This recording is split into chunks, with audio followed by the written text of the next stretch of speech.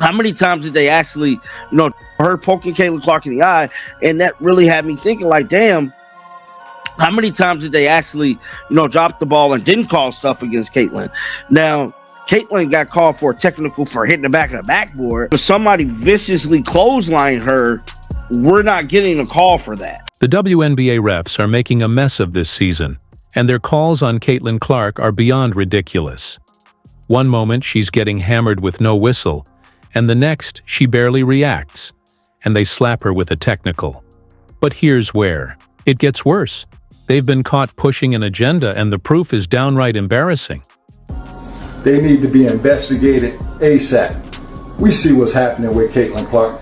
There's no reason you shouldn't be protecting your star player, because without Caitlin Clark, there won't be no sold-out arenas. The WNBA refs really thought they could get away with the same nonsense this season, acting like Caitlin Clark was just another player while handing out superstar calls to everyone else. If another player got so much as a dirty look, it was a foul. But when it came to Clark, she could get tripped, shoved, or straight up tackled. I don't want to see none of the calls being missed like we seen last year, bro. These referees have to get it together. Now, we know the Indiana Fever front office did everything they had to do, put the right pieces around Caitlin Clark, make sure they make it far in the playoffs, and possibly get a WNBA championship. Well, that part is done. We got a new team. We got a new coach. They got everything they need to do to take off for the 2025 season. The only thing left is these WNBA referees. This need to be talked about, just like it was supposed to be talked about at the conclusion of that season. And I'm back on a bumper, bro. I am not letting up on them damn WNBA referees, because they are the biggest haters. Like the refs had a secret rule book just for Caitlin Clark. One that said, let her get clobbered, but call everything on her. Opponents were out there hitting her with WWE-style moves, and the refs just acted like nothing happened. But the second Clark so much as breathed near another player, whistle, technical foul. Fouls are definitely surprising at times. I feel like I do get held. She sold this flop perfectly. I gotta tip my hat to it. Had her hand on her chest. Most people who flop, they always do the little face thing. And she sold it perfectly. I gotta give it to her. Here's like a play from a different game. Watch Caitlin's reaction. Excuse me, they got it on Caitlin Clark.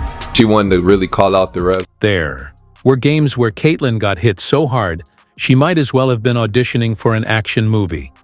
Arms flailing, bodies crashing. Defenders treating her like a human punching bag. The viewership on TV would not be like it is now, where everybody's watching it because it's must-watch TV. But we are seeing how she's being treated. She's being pushed around. She's being slapped around. Sometimes she's being punched around. And the fouls just keep getting harder and harder. Let's talk about consistency, or more accurately, the complete lack of it. One game, a defender can hip check. Caitlin so hard she might as well time travel, and there's no call. The next, some random player gets their shoelace stepped on, and the refs sprint in like lifeguards at a pool, whistles blaring. The double standard was wilder than a rookie trying to stop a veteran in the post. You have to be great as a ref. You have to be consistent. You have to. It can't be inconsistent. It can't be AAU refs. No accountability. No recognition. Just pure gaslighting. Caitlin would take hard hits, stand up looking for a call, and the refs would already be jogging away like nothing happened. At this point, she might as well wear a body cam for proof. And let's not forget the offensive fouls she got just for existing. Dribbling, cutting, or even just looking at the hoop. It's like the refs woke up asking, the referees and them not calling fouls like this one last night. Let's just check it out. There's going to be a drive down the court here, right? And we've got another clothesline from hell. This time Marina Mabrey on Caitlin. Social media caught everything. The refs might have thought they were being slick, but the internet never forgets. Every missed call, every blatant foul, every time Caitlin got practically mugged on the court. It was all documented like an episode of a crime show. Even non-basketball fans were asking, how is this legal? The refs were so bad last season, you'd think they were flipping coins at halftime to decide who to punish next. And surprise, surprise, Caitlin Clark was always on the wrong end of it. It wasn't just bad officiating, it felt like a mission. But now the league is investigating, and it's about time. Some of these refs wouldn't even get hired for a middle school game, yet they were making calls like they had a personal vendetta.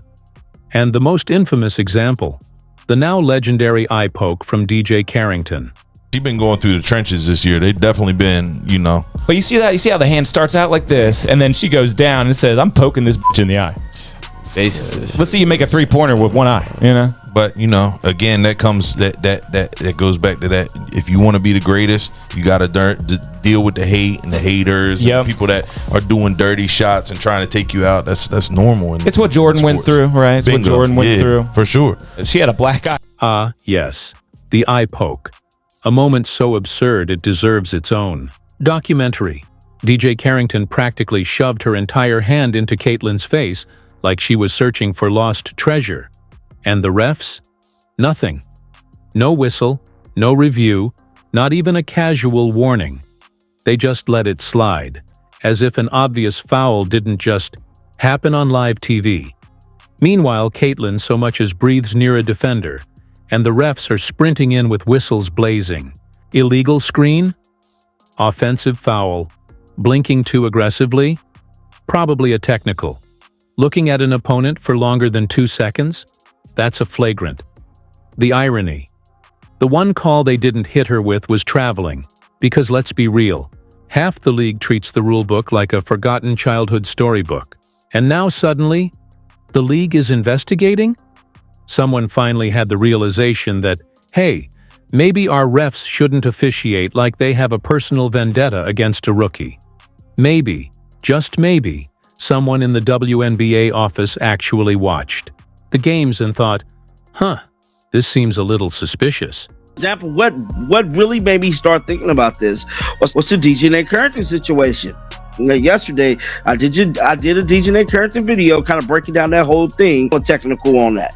They didn't call nothing on that for her poking Caitlin Clark in the eye, and that really had me thinking like, damn, how many times did they ask? We saw the play in the third quarter where Carter kind of decked you. How do you respond to that and stay within yourself? I feel like I'm just at the point where you accept it and don't retaliate. Like, you know, just let them hit you. Be what it is. Don't let it get inside your head, and know it's coming. I think at this point, like, I know I'm going to take a couple hard shots a game. It is what it is, I guess. The refs going to do their job. As a matter of fact, when is the WNBA going to do their job? Because there should be some suspensions, check.